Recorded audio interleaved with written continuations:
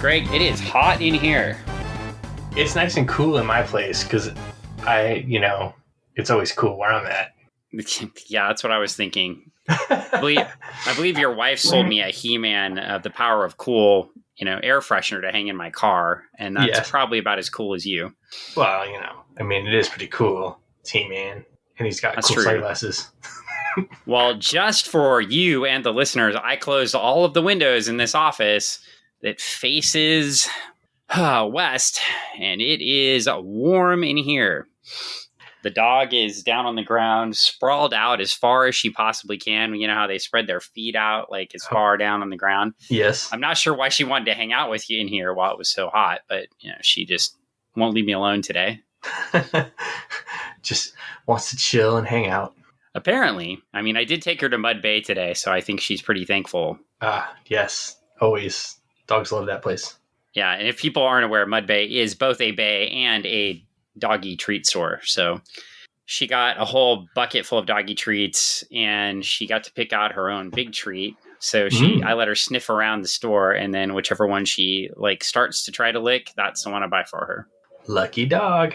She is a lucky dog, and after the fireworks yesterday, I thought she deserved a treat. Yes, since she was hiding most of yesterday.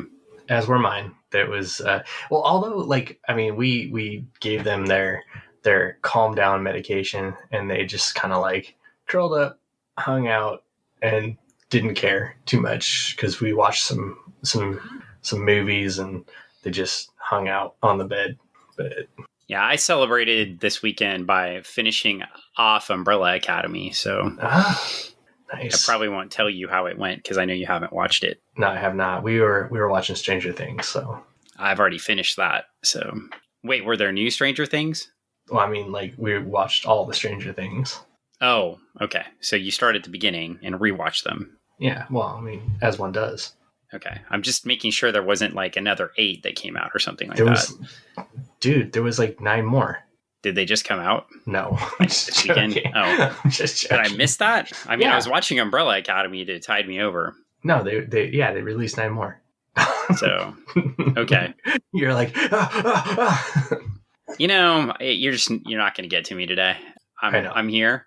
Our one listener appreciates this witty banner. As you can tell, we're recording this the day after the 4th of July. Who knows when I'll actually post it, but it is being recorded then, so you know where we're at in space and time. Yeah, well, that it gives context to if you hear explosions outside of my window, because I live off a county road, so people continue to celebrate ongoing throughout the next week.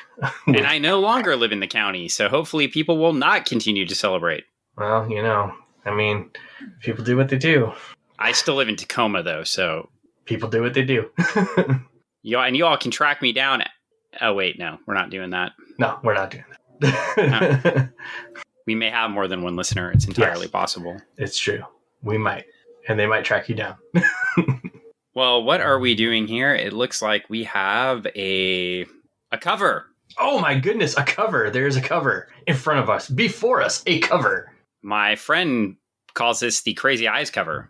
Yes, it is a Crazy Eyes cover. I had never thought about it until it was referred to that way. I have the T-shirt, and I rebought the T-shirt and grabbed it, and he's like, "Oh, you got another Crazy Eyes cover T-shirt?" And I was like, "What? Oh, okay."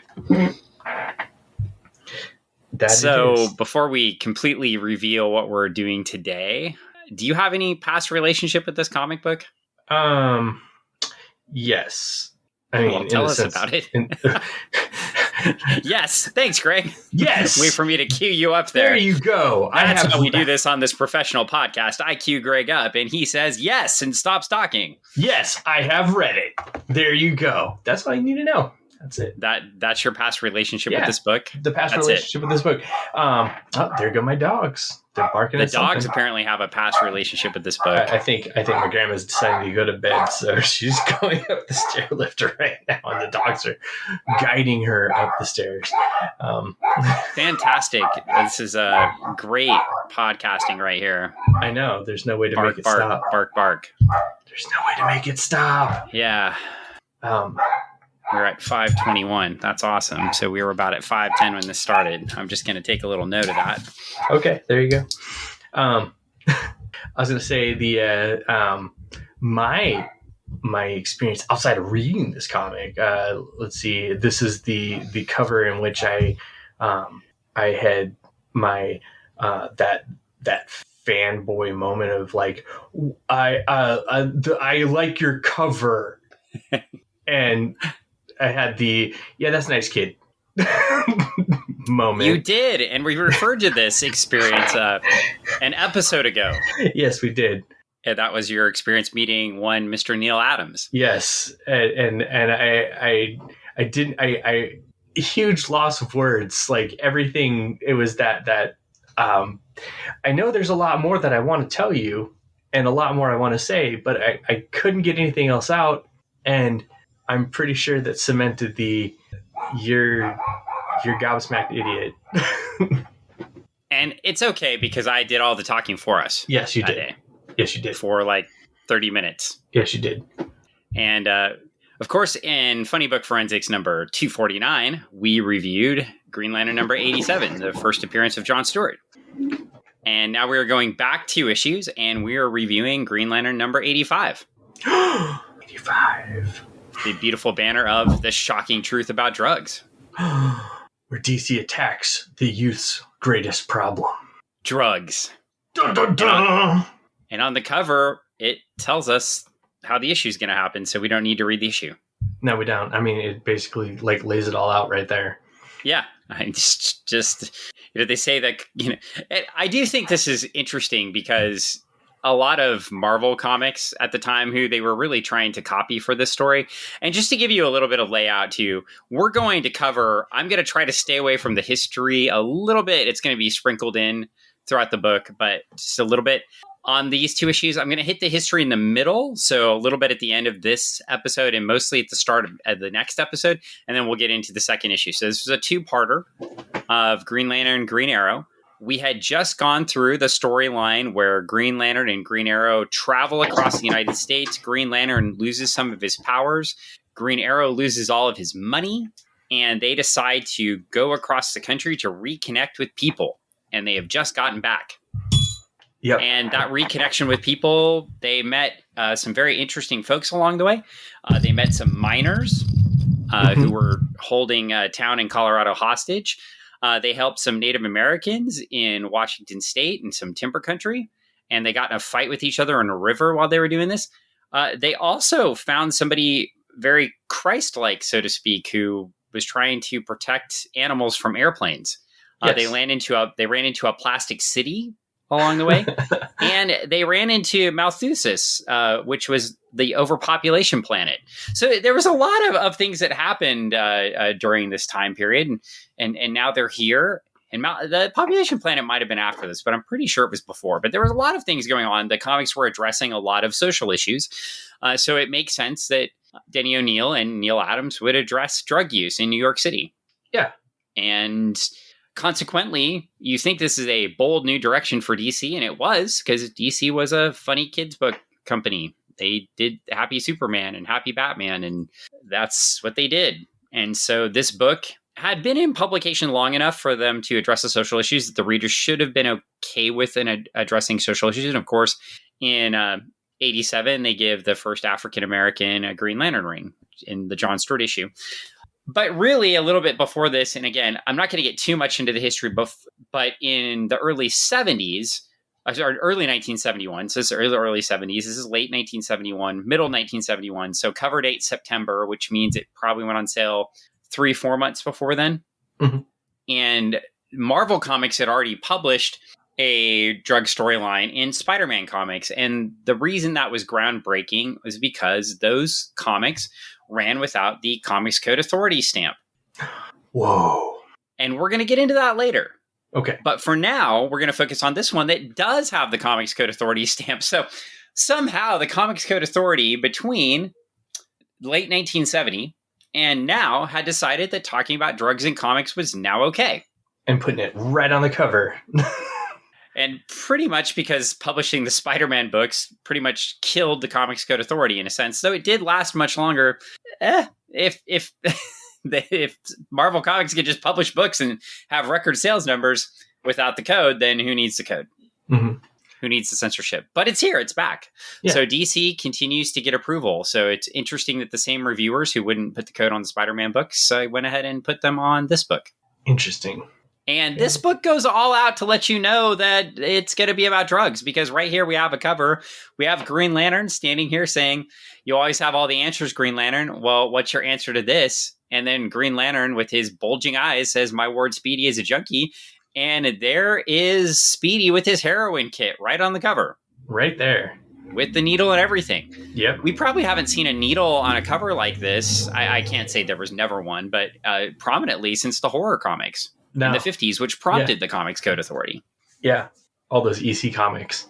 Yep. All the EC comics with the famous one, of course, with the needle pointing toward the eye. But there's, tons of them.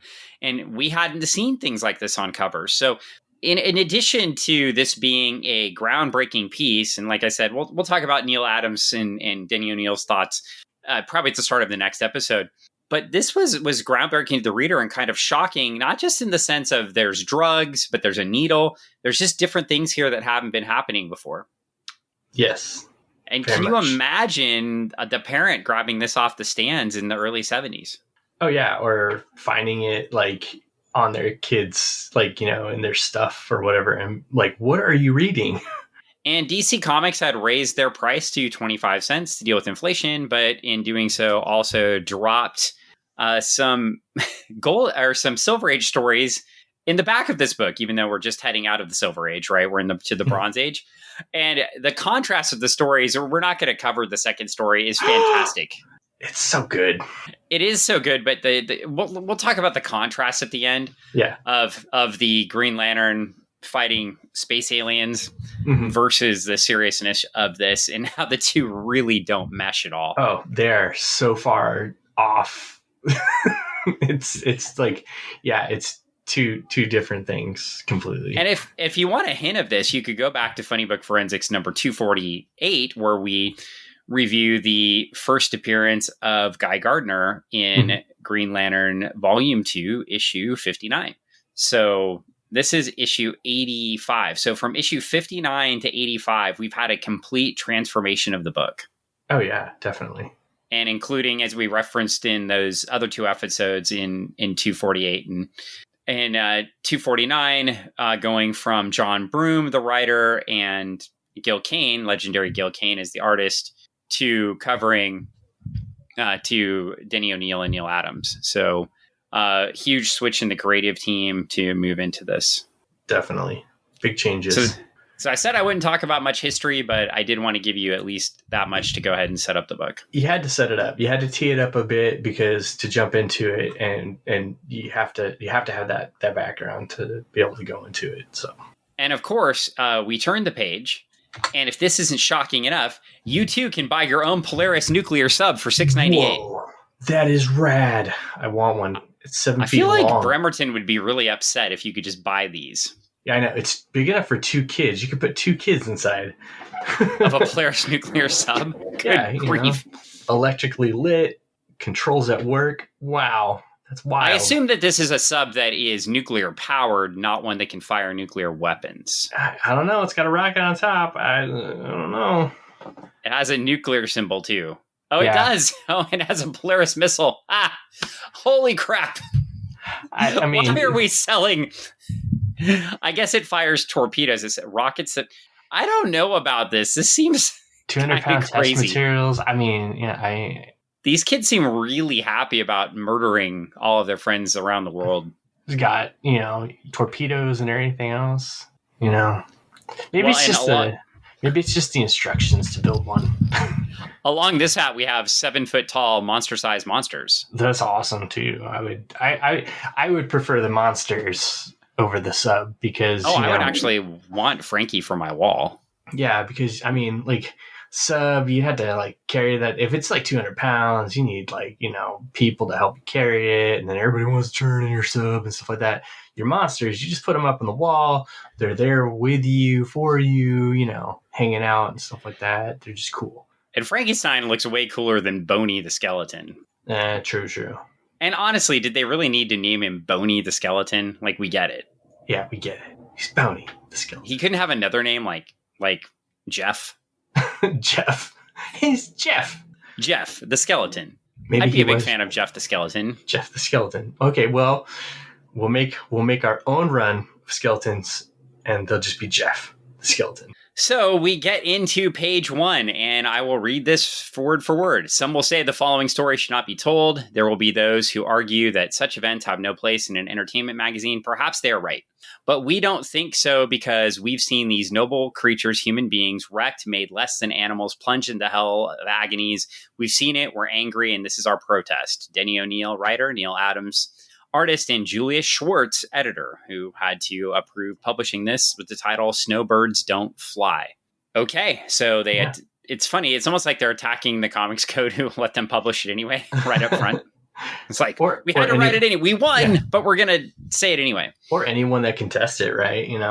Anybody that's got some boo to say about it. And I don't know, if there's an analog going on in our society right now about people who would say that they're angry and have seen too much of something or something that people use to murder people, and then they're tired of it and they want to talk about it, and they're censored and they continue to want to talk about it and they want to get rid of them. And I don't know if there's any analog right now.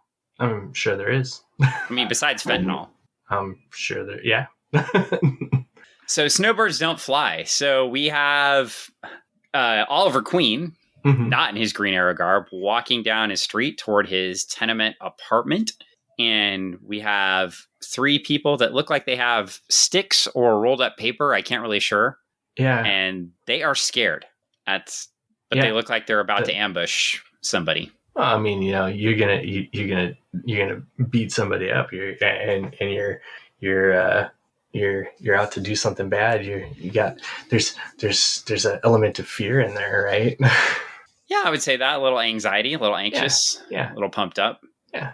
And so here we go. And we are on to the next page. And we've got these guys, they surround Oliver Queen and they say, "Give me your wallet."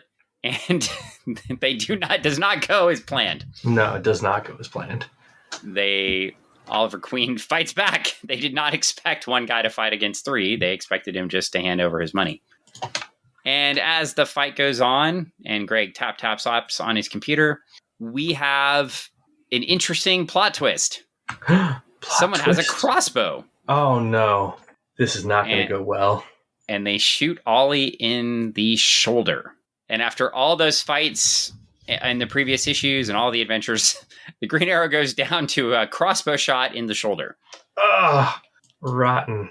And then we get a really telling scene. So, the front cover advertises that this is an issue about drugs, but it's so much more because we get some silent panels. And, well, they're not completely silent, but we have Oliver Queen. He's down on the ground. And 2 people walk by saying they shouldn't get involved. Mm-hmm.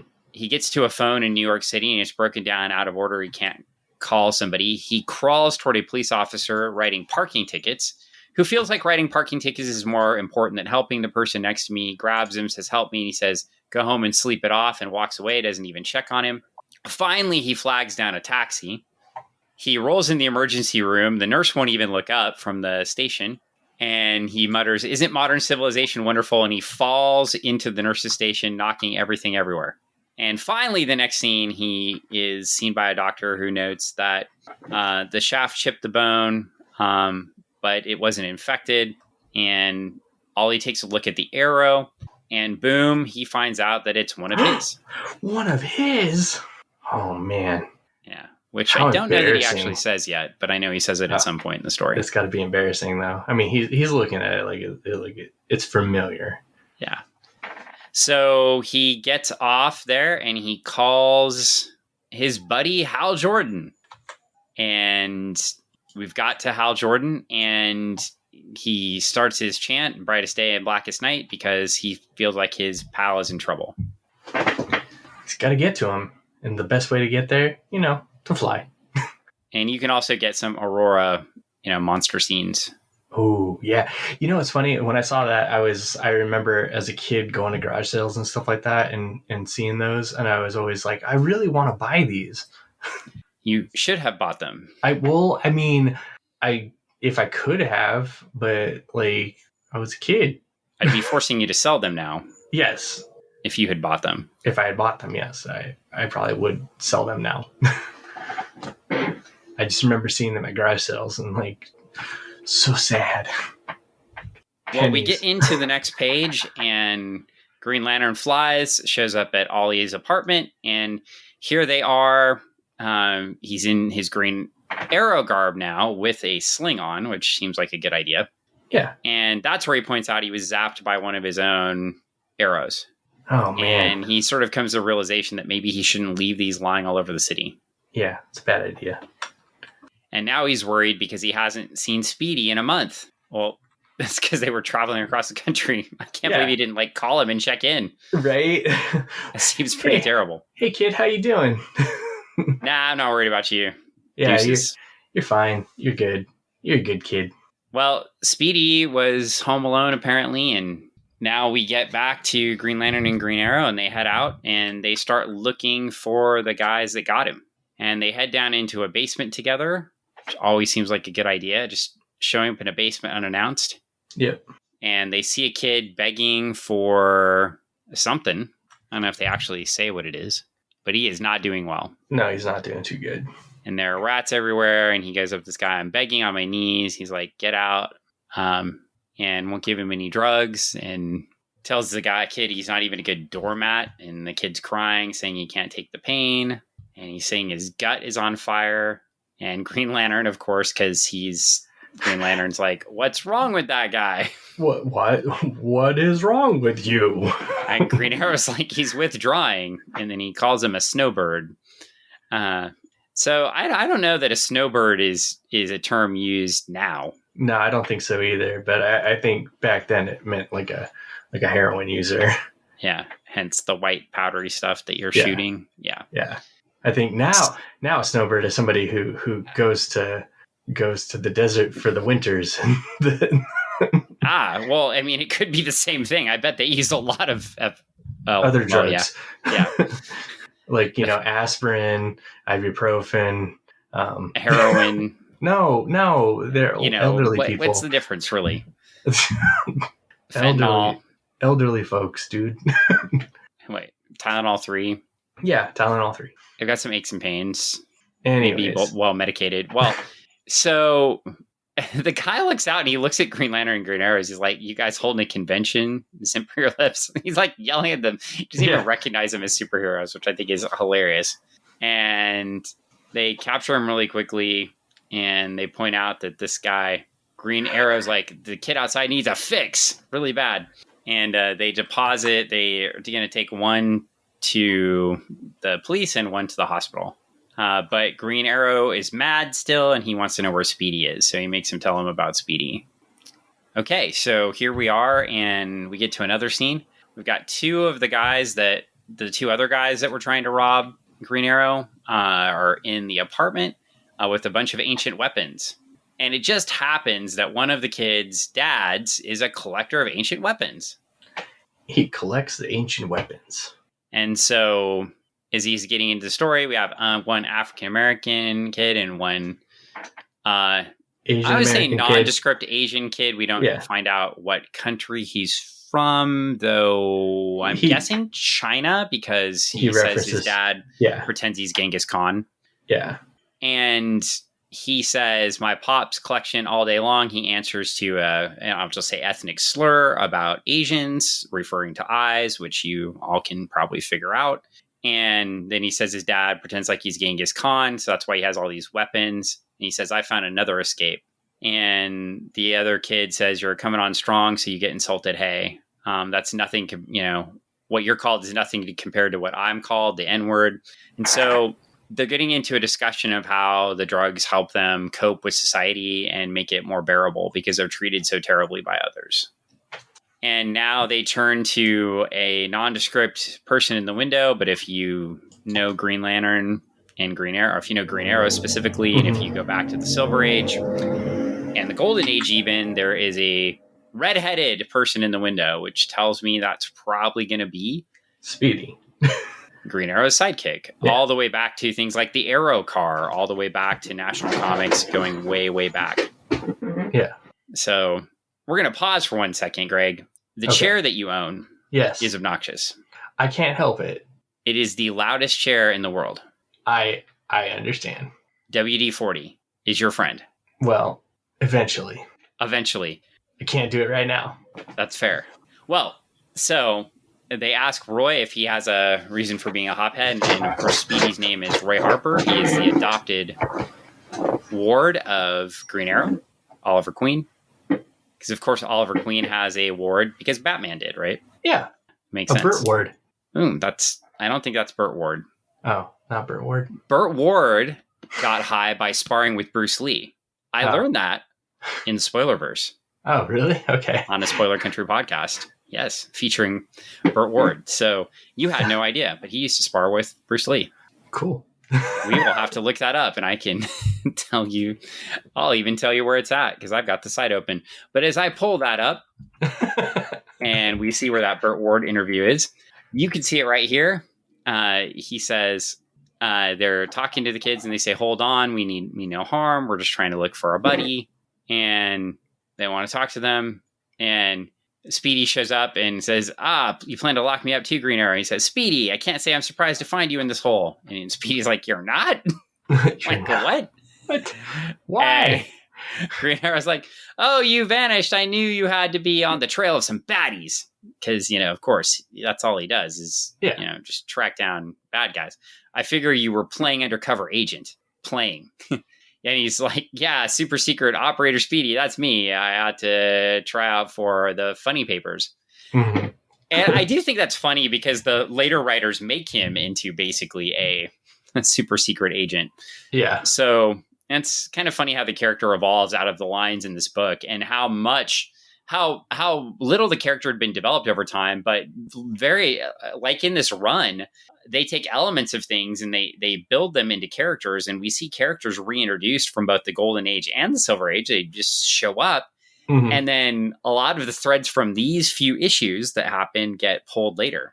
And they pull them through, push them up, and make it into something. Yeah, and by the way, the Burt Ward episode is called Batman's 1966's Robin. Burt Ward on the Spoilerverse from May 5th, 2020. So it's been a bit since this came out, but it is right there in the Spoilerverse. So if you go to scpod.net, you can too find all about Burt Ward and the comments about sparring with Bruce Lee. Cool. Well, now we're back in here and we have this exchange where Speedy's just kind of blowing everything off, and no pun intended. And Green Arrow asks him, have you found out who's behind this narcotics racket? And Speedy's like, no, not yet. Just kind of thinking like how oblivious Ollie is to everything that's going on here. Right. And one of the two kids basically like, I don't dig this habit. I want to see these pushers behind bars, even though they were just talking about how great it was a page ago. So now that they're in front of authority figures, they're like, yeah, I don't like this. But a page ago, they're like, society is so crappy, I have to do this. I need it. Yeah. And Green Arrow says that Speedy's looking pale. Just asks him to sit tight. No reason for him to come along. He's like, okay, anything you say. And then he looks kind of sad that his buddy doesn't take him along. Right. He's like, okay. Well, so now they head off to an airstrip with the two kids to try to track down the people actually processing and bringing the drugs into the city. And they end up at an airfield. And I'm sure things will go without a hitch at page 14 of a 25-ish page comic book. Yeah. Nothing could possibly go wrong, right? Nothing at all. It's the end of the story right here. Yeah, right here. Wrap up time. Oh, wait. That's, probably not. So we start out with an antagonist or protagonist.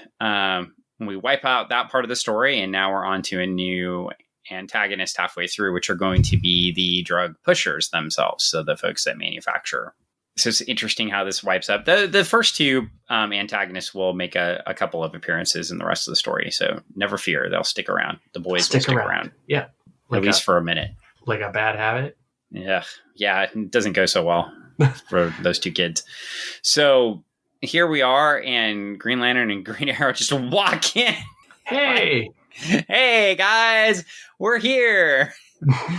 We're going to get you. And then they start firing the guns at them. Of course, pow, pow, pow. Yeah. Green Lantern plugs the guns with his ring, which should make them explode. So it looks like one of them maybe did explode, which probably should kill the guys holding the guns. But, neither here nor there. Yeah. They get that going. There's your chair again, right there. Your chair squeaking could kill people too. Yeah. Well, I mean, it was the sound effect of the gun exploding. I mean, I see. Yeah. So now we have, anyway, one of the kids picks up a wrench that just happens to be laying on a bench and hits Green Lantern with a wrench. Yeah, a wrench on a bench. What a mensch. Hits Green Lantern with it. And now Green Arrow tries to fight him with one arm because it makes sense to come into a fight with one arm and a bruised and a chipped bone in your shoulder. Of course. And as one does. Then they all beat him up. Beat up real good. Which is ironic in this story because you have to show Green Arrow getting beat up in shadow to get Comics Code Authority approval, but you can have drugs hanging out everywhere in the book. Yeah. I mean, they got drugs on the front. They got drugs everywhere else. Drugs right here. Have they actually called it heroin yet? Merchandise. Yeah, the pure stuff. Yeah. It's so weird. So they're not naming it. I'm wondering if that's how they got it approved. Maybe so. So here we are, and we get into this. This is the pure stuff, not cut with talcum. So not only was it bad for you, but it would also give you cancer. It was cut with talcum powder. I've heard a few lawyers will defend you from that. Interesting. Yeah. So, okay. So they decide instead of killing the people that they've knocked out who are onto them or putting them in, I don't know, whatever drug dealers do with people. Yeah. To shoot them up with heroin. Okay. This makes sense. Well, they don't have a needle on them. So they can't shoot them up. Well, on the next page, we get my favorite ad where they're advertising credit to military folks. Which, there you go. Yeah. Some of these ads are really out of place. Like I could say like some of the Universal Monster stuff, maybe a little bit out of place, but I think those were collectibles that were also going to young adults. And so they are advertised for kids, but I think, young adults collected them as well. The young adult or the kids stuff in the front advertising really doesn't make sense. And then we get buy a diamond ring for your loved one in this story. Yeah. I just don't know that this is good ad placement. I mean, it's kind of poor taste considering that Oliver just lost all his money.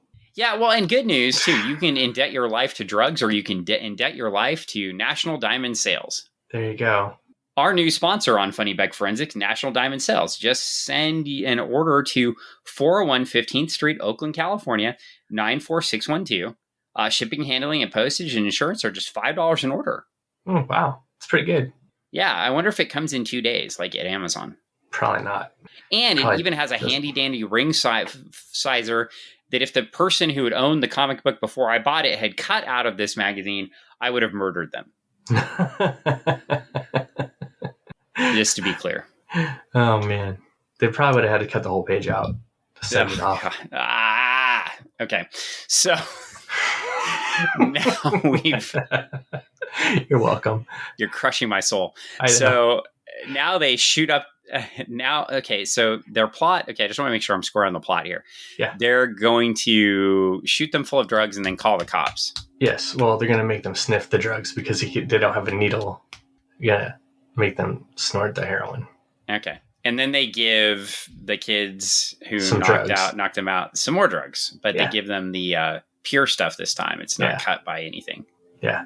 Okay. And then we get into some of the most ridiculously amazing art I've ever seen in a couple of minutes. This art, Neal Adams was channeling his days drawing Dead Man. And I think they wrote this whole issue just so he could do this.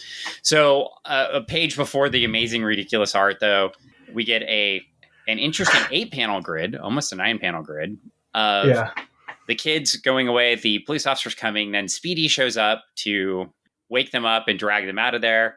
And Green Lantern's really out of it because he just got heroin for the first time. He's zonked. And I've definitely felt that way on pain meds after knee surgery, sitting in a chair. That's why I don't take them. So here he is. Maybe he needs a fake out job, I guess. So he's like, I bet you can't make the ring work. And he tries to use the ring and it creates this giant monstrosity Green Lantern. Whoa. So there's how. Yeah. And it is going crazy. And he says, once again, the narrator says, once again, Green Lantern pours willpower into the mysterious green gem. A willpower sickened by the chemicals polluting his blood. A shimmering shape begins to form, a twisted, hideous caricature of himself. The twilight of truth of the drug transformed into immediate, tangible reality by ring, slavering, hungry, monstrous. Is that slavering or slavering? Slavering? I suppose it's slavering. I don't think the word balloons were necessary here. No, not necessary at all. It looks neat. It's very obvious what's happening. Yeah. The art speaks for itself. Yeah. He tries to use the ring. It's malformed because his brain's messed up at the time. And then eventually he says, that beast is me and it seeks to devour us. And he says, I'm no monster. I'll be a man, no monster. And then he gets the big monster Green Lantern to shoot them in a green bubble. And they run away. And Speedy's like, nice going. It was pretty hairy there for a minute. He's like, don't distract me or we're going to fall down. Oh, no. And then we get a jumbo jet, fly your own 747. Sweet. So let's stop and wrap a moment. According to National Publications, Inc., we see a message from Carmen Infantino, editorial director.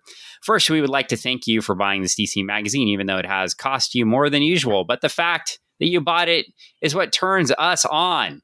Carmen, really? Carmine, like, no. Okay, so in keeping with our policy through the years of telling it like it is, we are going to level with you now. How much does it sound like a Stan Lee pitch to you? It does. As you must know, the cost of producing our comics these past few years has skyrocketed beyond belief.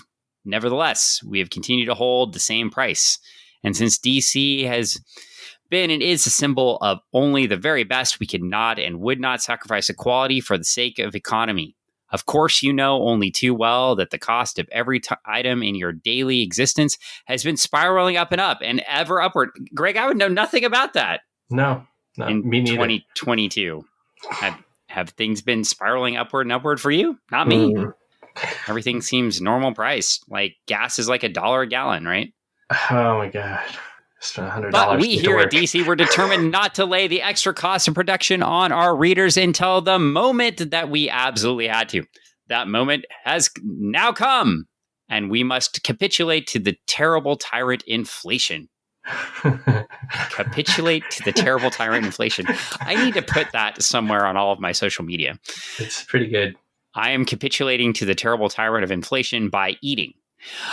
You will notice that we have given you with the magazine more pages of your hard-earned bread, not just ordinary pages, but specifically selected stories that we're planning for a special time, and that time is now. We are confident that you will appreciate the facts given straight, and we in turn promise that we will never let you down. Yours for the best in reading entertainment, Carmine Infantino, editorial director, National Publications, which is fascinating because I said I would keep a little bit of the history out of it. Some of it is because the history is right here in the book. Mm-hmm. So we're seeing the price go from 12 cents to 25 cents for the book, and they're going to run a backup story. And these are the kind of things that start the separation between Neal Adams and comic writing and starting his own company down the road, because he sees them publishing the back issues, not paying him for his art. And, it starts kind of this contentious split where I'm writing these great stories, but you're just going to run a backup story that somebody else drew in the past, not pay them for it, and boom, cut my ability to get money from you. Yeah, not great. It's very interesting. Inflation in the 70s, also not great. No. Inflation in 2022, also not great. No. But the dream of flying your own 747 jumbo jet, pretty cool when you're a kid. It is great. Yeah, I thought that was pretty great. Any idea when we went off the gold standard, Greg? I would say in the 60s. In 1971. 1971. Okay, I was thinking it was right like around 69, 70, but 71. Okay, and then the gas crisis. Wow, that's later. Yep. No. It was like gold standard, gas crisis. Because of going off the gold standard. Yeah, and then you see a partly because of going off the gold standard. There was also the OPEC embargo, etc. But yeah, and then it was the first there was the large housing crisis that happened pre-80s. Uh-huh.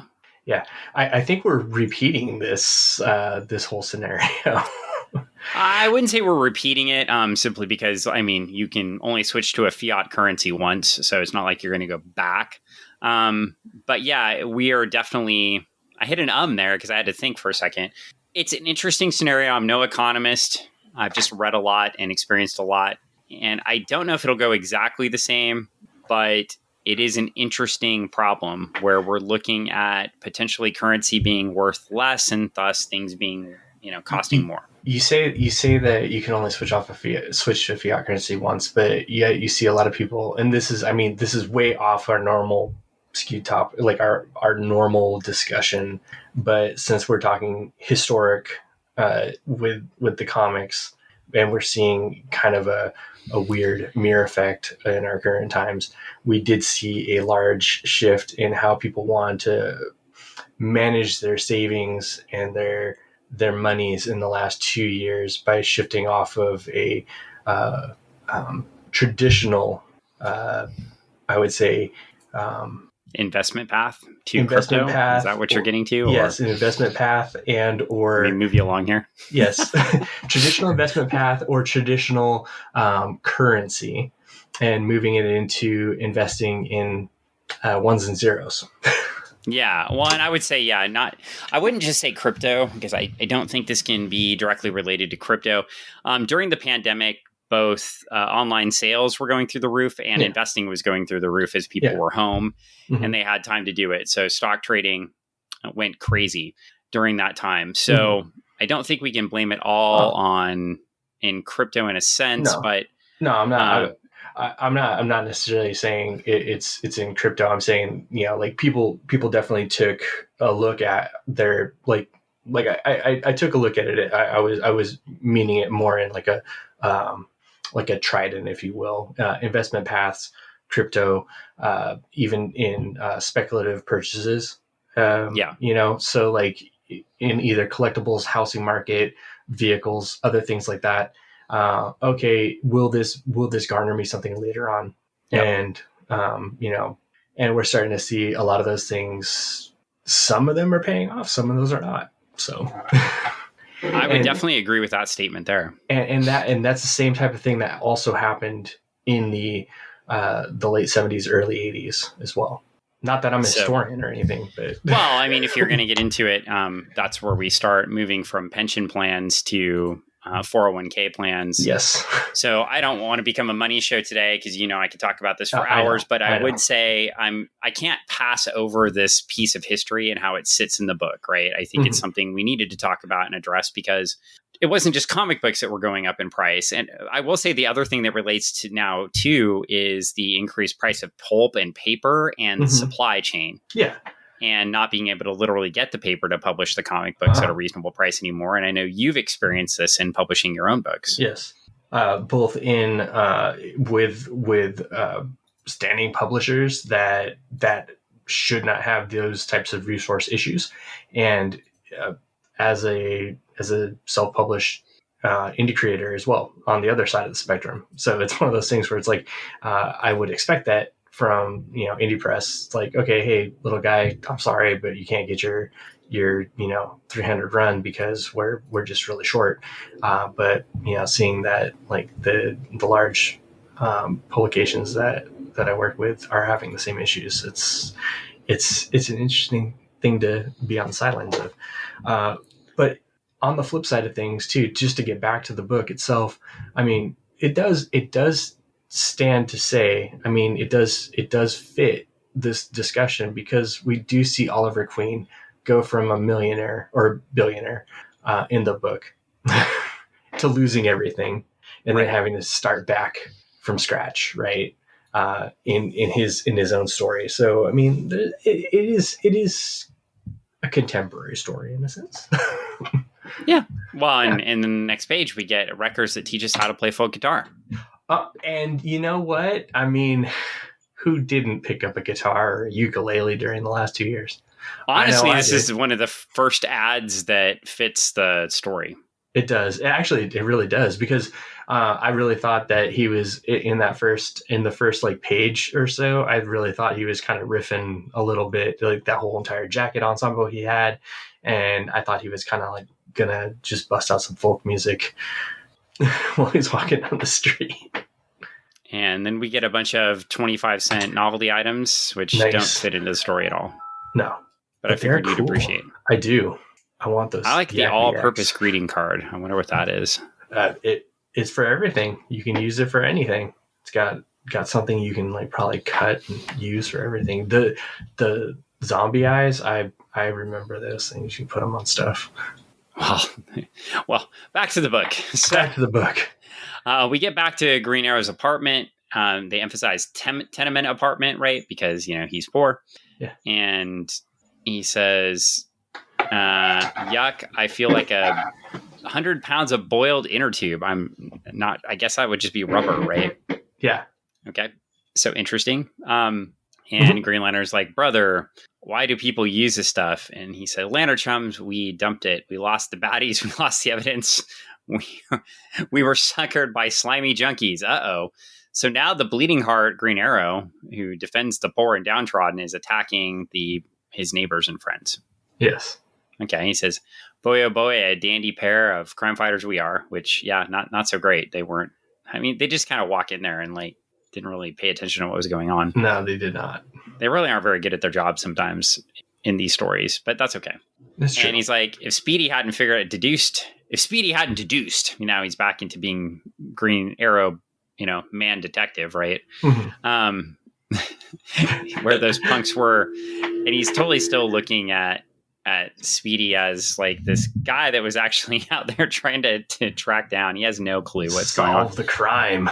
And it is shocking in the end because I've read this multiple times. But if you're the reader and you were reading between the lines, you had figured out that Speedy wasn't out there to like track them down.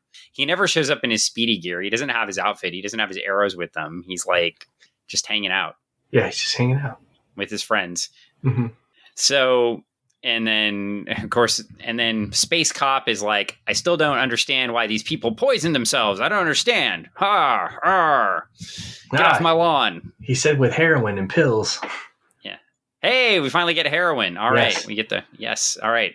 And Speedy steps in. He's like, I'm tired of this shit. Oh God, that's my first cuss word of the whole episode. Now I'm going to mark it explicit. Oh no. Well, he says, maybe I can throw some light on the reason GL. Say a young cat has someone he respects, looks up to, an older man, and say the older man leaves, chases around the country, gets involved with others, and ignores his young friend. Then the guy might need a substitute for friendship. He might seek it in junk. Dun, dun, dun. Next week on Hoarders, Speedy and his junk. Hi, this is Speedy. I'm here, and this is Dr. Jovan Klemowitz. He's an expert in psychological hoarding. Speedy, tell us what you think. I tell you, I can get rid of it anytime I want. I don't have to keep it all. I could box it up and get rid of it whenever I want. No, don't take that away. Don't take that away. I need that one piece. Now, I just need you to set it over here. We're going to have a donate pile, and we're going to have a keep pile, and we're going to have a throwaway pile. Everything is in the keep pile. Doctor, I'm having trouble breathing right now. I can't put it over there. I can't. Now, we've got to get you to donate some of the things right here. And so I understand. Yeah. So as next week on Hoarders, we'll find out if the government takes Speedy's house and property. But back into the comic book. Gee, Speedy, all your tail lacks is violin music. So Green Arrow blows him off again. Yeah. And so, yay. He's not picking it up. Yeah, Green Lantern heads home, I guess. And he'll see him in the morning. So he's going to fly all the way across the country to Coast City, and then he'll fly back in the morning. I guess so. And Green Arrow heads back in, and then we've got a drug deal going right on the street that Green Lantern completely ignores as he flies away. Yep. You can see it's just happening right there. And then we have Green Arrow, and he's like, Speedy, I'm going to cook up some chili. He's always referring to his scorching chili that no one can eat. This is a running thread from this point in Green Arrow to now. So it continues to be brought up. And then you see Speedy with his kit out, and Green Arrow says, "Oh dear God, you are on drugs. You're really a junkie." And Speedy just simply says, "Who else did you think I was talking about?" And it doesn't end yet. It can't. Next issue, the most shattering conclusion ever. And first page of the next issue, I'm going to take issue with. So we'll have some history in between. All right. But I think, that place and time, as far as the story was, they do actually mention heroin. Yeah. We get a letters column where you get some people that are pretty critical of the books that led up to this. Mm-hmm. Yeah. And so that's interesting. Oh yeah, I forgot the child that destroys them too. You had the Hitchcock stories. That was really good. There's so many good books here. Without getting into it. But I do recommend it. I actually own this comic, so I get to read the letter pages whenever I want to. And they're pretty fantastic through this run. Not everybody was ready for the switch. They weren't. It wasn't. Yeah, you definitely get some pointed responses to what's going on in these stories. What are you doing? Why did you do this? Yeah. And some, hey, you liberal trash, what are you doing kind of things too. Well, I mean, everything changes. Yep. And then we get a Green Lantern Demand Classic, The Strange Trial of the Green Lantern. And I didn't have us review the story, but we immediately get followed up with a classic Green Lantern Silver Age story. Yep. Which does not fit, it doesn't dovetail off of the other story. No, I mean, the only thing that I get out of this is I get Gil Kane art in the same issue as Neal Adams art, which, okay. It's really cool, but at the same point, it's just two different stories, and they're very, very, very different. Awkward. They're awkward to have next to each other, to be honest. Yeah, they are. Hey, but we've got Sinestro, and he's the bad guy because he's red and he has a mustache that he can twirl. That's right. And there's yellow light. And that's bad. Bad for Green Lantern rings, apparently. It is. They're all stuck. Spoiler. So we will end with Speedy, Green Arrow finding out that Speedy is in fact on drugs, if you hadn't figured out through the story. And Greg, obviously you've read this before. How old were you when you read this story the first time? I think I read this one in high school. So I was old enough to know what was going on. Yeah. I'm pretty sure you read it younger than I did. I don't think I got it until into my 20s. Really? Yeah. Later in my 20s, I think. Yeah. I want to say these weren't actually easy to come by. They're still expensive. Yeah. I think I was going through somebody else's comics and saw it and read it, so it was like one of those probably going through, like, we're probably trading comics at Scouts or something like that. So like, oh, read this. And like nobody else wanted those old issues of Green Lantern, but you're like, please, thank you. I'll read please them. And thank you. Yeah. I mean, when you're at summer camp, what are you going to do, right? Yeah. I mean, I did pick up some of the Green Lantern, Green Arrow run that happened that Mike Grell drew, but because those weren't as expensive. Like, I grabbed a couple of O'Leary's. Like, I have I'm just looking at my list here. I have 101. I know I have that cover. I have a couple of other ones that I snagged along the way, but I have 91. I have 101. A couple I snagged for a couple bucks every once in a while, but I definitely didn't have this run. Yeah. And so it does look like that Jesus on the Airplane was after this issue. And we've got, the Native American story was definitely before this issue. The population story was before this issue. So while they're on their trip. Yep. And then when they got back, they had to deal with the Black Hand and the plastic crisis. And they had to, this is after they got back, so they didn't go see Speedy. So poor Speedy, he was all alone for a long time. Yeah. He was all alone from issue 76 to 85. Until issue 85. So a whole year they just left poor Speedy alone. And then they came back to town and didn't even hang out with him. No. I mean, well, Green Arrow had to go find his lady who left him. Yeah. So, wow. Well, we will have to continue next time to find out the fate of Speedy and what happens to Speedy. We'll do a little bit of history on this book and talk about a little bit more about Neal Adams in memoriam, and also, a little bit about Denny O'Neil. I often think Denny O'Neil doesn't get enough credit for these stories. Yeah.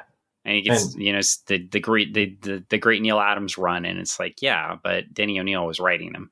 He was writing them, and they work so well together to tell these stories, so there's a lot of really good storytelling, both visually and with the words. And because of this run, of course, we get, Neal Adams and Denny O'Neil go on to do Batman. So, and some of the most famous Batman comics that are out there. So there's a lot that came out of this. But yeah, it's a pretty intense issue. You can't really experience it without seeing the art. Yeah, no, you have to see it. It is every panel has something great in it, and it is just really, really good. I mean, even the backgrounds, like the posters and stuff like that, you're looking at those posters in the backgrounds and all the different stuff in his apartment, and it's just, everything looks great, and everybody's we've talked about this before, like all of his character designs and stuff like that, they just always look really good. And there's just so much detail there. Yeah. Even mad respect for Gil Kane, because it's Gil Kane, right? But you go later on in the book and you look at this old issue and just the editorial challenges, right? The improvements. You've got the detail there, probably with part of it with Denny O'Neil being an editor and a writer, right? So he's going to be very detailed himself. I'm sure editorial was paying a bunch of attention to this issue too. So everything was going to be in line.